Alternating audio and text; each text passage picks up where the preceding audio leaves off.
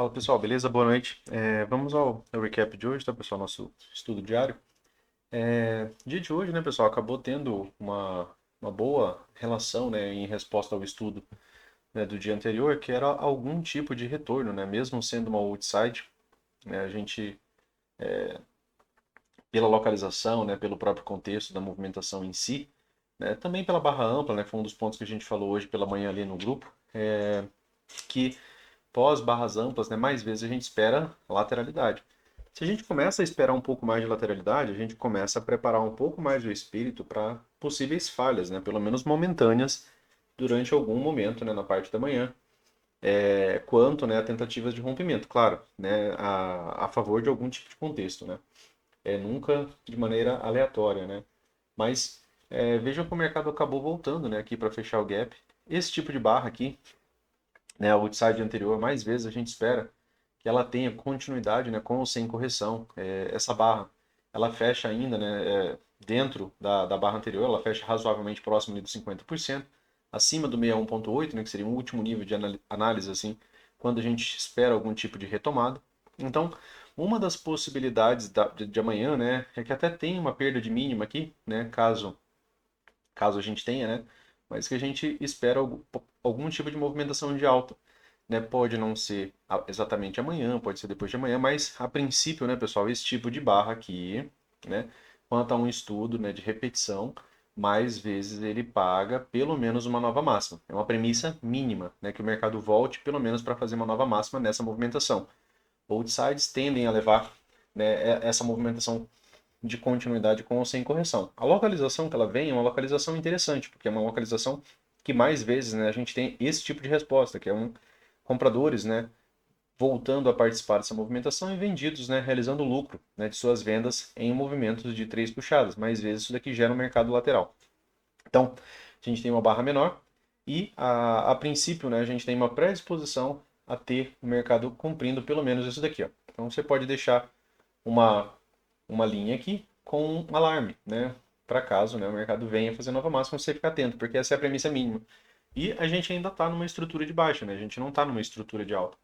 A gente não teve, né, nossa inflexão retomada, né? Então, quando o mercado, né, faz topos abaixo dessa movimentação, mesmo se ele faz só um topo duplo aqui, né, ainda seria uma premissa de continuidade favorável aos vendidos, né? Onde a tendência retoma, tá?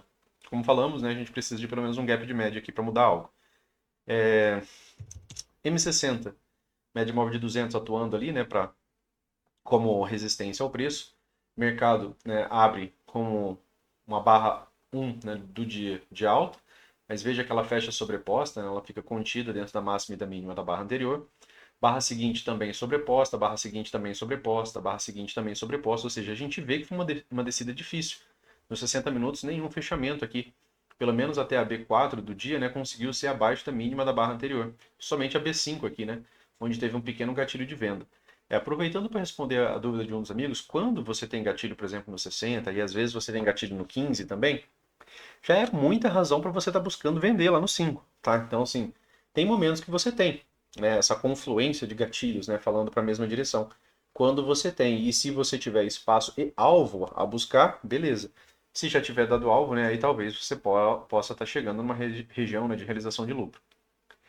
Aqui, razoavelmente, né, pessoal, foi uma certa tendência feia, né?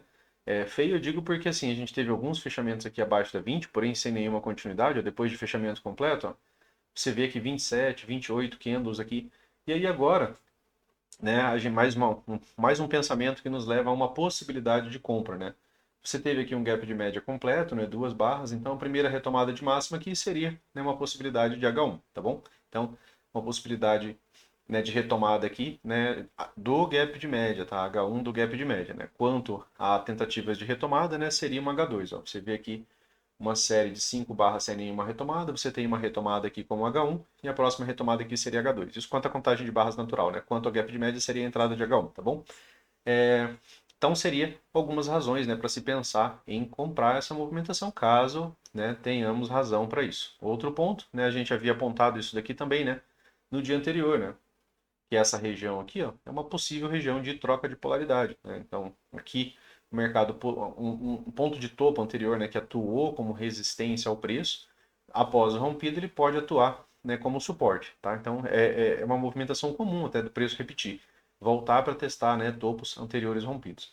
Então, caso tenhamos, né, algum tipo de movimentação favorável aos comprados, né, a gente tem aquela pendência, né, do mercado vir fazer essa nova máxima. Teria um bom espaço até, né, com cerca de 1.100 pontos, tá?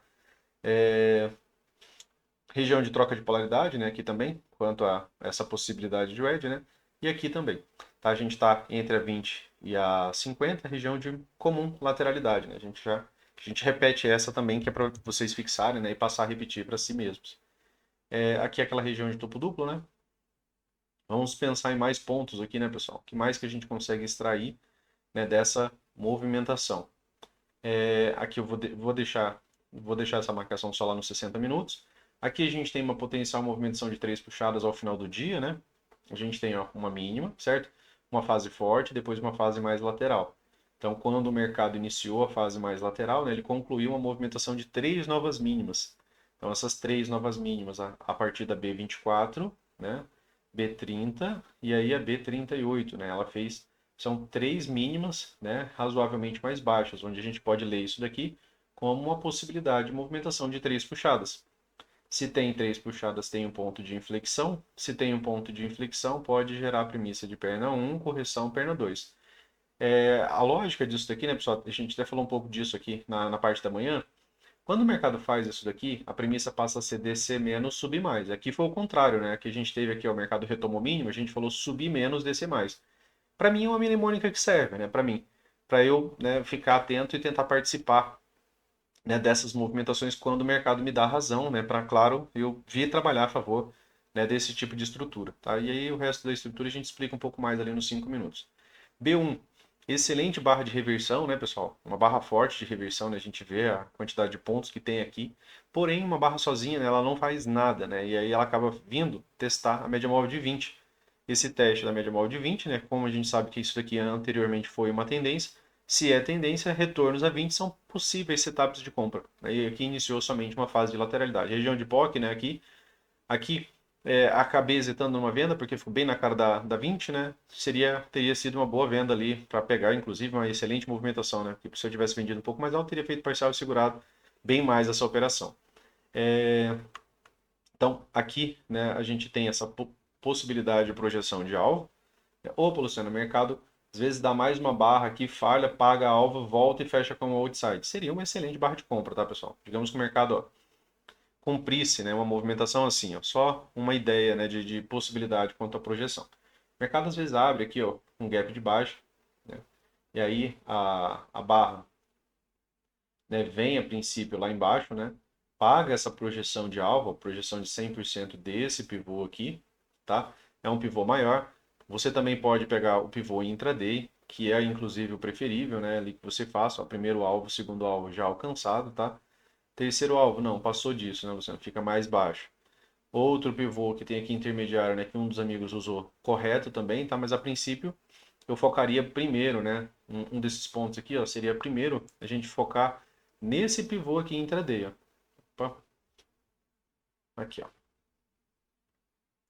Manter o foco no primeiro pivô intraday, porque ele foi o primeiro que foi rompido. Quando que esse pivô foi rompido, Luciano? Quando teve barra de rompimento e teve alguma continuidade. A barra de rompimento dele veio na B15, continuidade ruim, depois mais alguma continuidade. Ó. O mercado não volta para fechar o gap que fica aberto aqui, ó, entre a movimentação das máximas dessas barras e a mínima que você estava buscando a projeção. Então, esse foi o primeiro pivô que foi confirmado, né, quanto a rompimento. Esse segundo pivô aqui, ele demorou um pouco mais a ser confirmado. A barra de rompimento, continuidade ruim, e aí aqui também acaba ficando, ó, gap aberto, né, nesse outro pivôzinho aqui também. Então, também poderia trabalhar essa projeção. Mas a princípio, né, eu prefiro tentar as projeções, né, de alvo intraday do primeiro pivô, né, que foi a primeira confirmação de rompimento. Mas posteriormente, ó, se a gente pegar essa projeção, a gente fica também, né, com um terceiro alvo desse pivô menor bem aqui. Alvos são importantes porque em alvos muitas vezes há realização de lucro. Outro ponto que a gente pode verificar é quantas barras a gente tem abaixo da média móvel de 20. 22. Opa, Luciano. Se já tem 22, já é uma tendência. Se já é uma tendência, agora já não fica tão fácil subir, correto? Correto. Né? Já não é mais tão fácil ter uma movimentação de alta. Por quê? Porque normalmente quando tem algum tipo de tendência, o mercado cumpre, né, a ideia do gap de média. Aqui esse gap de média deu para entrar mais baixo, né? Eu acabei comprando aqui, fazendo parcial. E aí meu alvo de saída estava no 61,8. Acabou não pagando, né? Quando eu dei uma barra de venda nos 5 minutos, eu acabei saindo. E também já estava saindo aqui esse horário. Depois eu ainda acabei pegando uma venda aqui, depois da projeção, né, do alvo. Somente até o primeiro alvo, né, desse pivô aqui, ó. Não estendi demais essa movimentação, não. Tá? Então eu acabei saindo, né? Eu acabei pegando uma venda, né, posteriormente aqui, né, e saindo aqui. Né? Não tive muito tempo para operar. Então a ideia, né, era basicamente pegar até uma movimentação onde tinha, né, uma boa probabilidade. Então o que seria, né, normalmente o primeiro alvo. O segundo alvo também, né, acaba sendo ainda, né, uma boa probabilidade de intraday, né, mas eu também já precisava sair de novo, então já não ia dar certo tentar manter uma operação para mais tempo. Depois aqui não fiz mais nada, mas razoavelmente, né, pessoal, se a gente tiver o mercado retomando esse ponto de inflexão, né, em reação a essa wedge, a gente teria perna 1, perna 2, descer menos, subir mais, tá? Uma wedge que dá certo é uma wedge que retoma a inflexão. A premissa mínima dessa wedge seria retomar o início do seu canal. O início do canal está aqui. A gente já visualiza isso aqui lá nos 5 minutos, tá bom? Então aqui você teve alguns outros gatilhos de venda, até o segundo alvo seria uma venda interessante, tá? É, um pouco além disso daqui seria complicado porque você está no gap de média lá dos 60 minutos, né? Então aqui já não seria mais tão ponto da gente estar vendendo tão baixo, tá? Então a gente usa, né, essa mesclagem de tempos gráficos para evitar esse tipo de situação, ó. Porque, pô, se eu estou aqui já na construção do gap de média, né, já tenho uma barra completa, eu já não posso mais estar vendendo novas mínimas aqui. Eu tenho a possibilidade do mercado ter uma retomada de máxima, e se tiver uma retomada de máxima, seria ativação de H1, né? Então eu não posso estar vendendo baixo. O mesmo raciocínio, né, pessoal, acabei usando hoje aqui, né, nessa movimentação aqui para fazer uma compra. Eu acabei fazendo uma compra aqui primeiro, né, porque as médias ainda estavam bastante alinhadas, e mesmo se eu comprasse, eu ficaria aqui nesse trade por mais tempo, né, se não tivesse ido ao meu favor de maneira rápida, eu ficaria mais tempo nesse trade, por quê? Porque eu tinha o M2B a meu favor e tinha a possibilidade do gap de média. Então, se tivesse o gap de média, eu teria uma segunda entrada numa retomada de máxima ou numa estrutura de compra, tá? Então, são trades que eu tenho ainda uma leitura a favor, tá bom? Então, a minha ideia foi tentar entrar baixo aqui para fazer um pequeno scalp. Dentro dessa possibilidade aqui, né, de tentar entender e interpretar algumas entradas um pouco mais rápidas, aqui a gente teve aqui a gente teve uma nested wedge, né, no caso. A gente teve essa wedge aqui, ó, mais ampla, tá? O mercado cumprindo, né, a partir da mínima da B2, com a mínima da B8, com a mínima da B12, uma, duas, três puxadas. Aqui eu acabei comprando baixo, né, nessa movimentação, porque aqui era uma nested wedge, uma, duas, três puxadas, né? Pra você ver que repete essa movimentação. Então eu acabei comprando baixo, fazendo uma parcial aqui com cerca de 200 pontos, e aí ficou o restante aqui que eu acabei estopando aqui pelo M5, tá? E aqui a compra, né, foi por conta de ainda ter setups a favor. E aqui, né, deveria ter participado daquela venda lá dos 5 minutos. Foi uma outside, né, mas ela voltou e fechou feia, né? Então, provavelmente, né, ficaria difícil, né? Se ela tivesse fechado bem, né, talvez, mas ela era uma venda bem na cara da média móvel de 20, né? E aí fica difícil de vender também contra a média móvel de 20 alinhada ainda, né? Isso tornava as coisas mais difíceis, tá? Então, aqui no 15 minutos é isso, né? A gente tem a possibilidade de ter um gap de média, ter uma certa lateralidade, reteste da mínima, fechamento do gap. Se o mercado abre, Luciano, com gap de alta aqui, ó, fazendo gap de média, opa, a gente pode ter uma venda, fechamento do gap aqui, né, que seria uma possibilidade, ó, aqui tem um topo duplo, e aí, a partir de algum tipo de teste da mínima da tendência, saindo dessa fase de tendência, pode iniciar uma fase de lateralidade, isso aqui ser um MTR e o mercado voltar para cumprir a nova máxima lá da outside do diário, tá? Então, a princípio, né, pessoal, se tivermos razão para comprar, a gente pode ter essa possibilidade aqui. A questão é que às vezes não vem nesse dia, né? Às vezes faz uma movimentação um pouco mais difícil para depois vir, tá? Mas de toda forma, a princípio, né, se eu tiver uma boa razão para comprar, que me convença disso, né, eu vou tentar trabalhar a ponta compradora se o mercado me der essas razões. A princípio, eu tenho essa possibilidade aqui de wedge. Se tiver esse rompimento aqui, eu posso trabalhar essa projeção aqui para cima, ó, se o mercado não fizer uma nova mínima, né? Então teria primeiro, teria segundo, teria terceiro alvo. Ele esgota os alvos sem chegar em nova máxima, tá? Então aí talvez teria que trabalhar algum outro pivô intraday, alguma outra movimentação. Por fim, né, pessoal, aqui o M5, né? Aqui no M5 o mercado fecha numa wedge, né, bem interessante. É o melhor tipo de wedge, né, que é a wedge simétrica, né, que ela muito se parece com um triângulo simétrico, né, ele vem se fechando. Isso daqui é um modo rompimento, né? Caso o mercado consiga fazer isso daqui, né, tá aqui o ponto de inflexão, a gente pode esperar que ele desça menos para subir um pouco mais, né? Esse um pouco mais, a princípio, ele é pelo menos uma segunda perna, uma nova máxima, tá? Mas como a gente ainda tem aquela possibilidade do mercado ainda, quem sabe fazer uma nova máxima lá no diário, né? A gente pode ter algum tipo de movimentação interessante de alta. Se tivermos, né, a razão, né, vem, né, daquela outside ali, né? Quanto a backtest, né, pessoal? Isso eu não estou falando de maneira aleatória, tá? Estou falando quanto a backtest.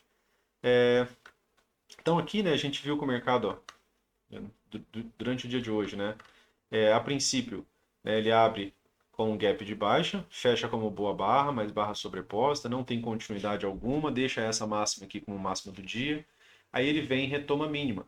Por que que eu comprei aqui embaixo, pessoal? Porque estava difícil de descer também aqui no sim, né? Vocês veem que com esse tipo de alinhamento, aqui ó, 50 passando abaixo da 20, a 20 abaixo da 9, não é o melhor momento para o mercado, por exemplo, conseguir um rompimento de continuidade. Pelo menos uma volta para os 50% do dia ele poderia fazer. Ele fez, ele cumpriu, e aí eu acabei fazendo um pequeno scalp.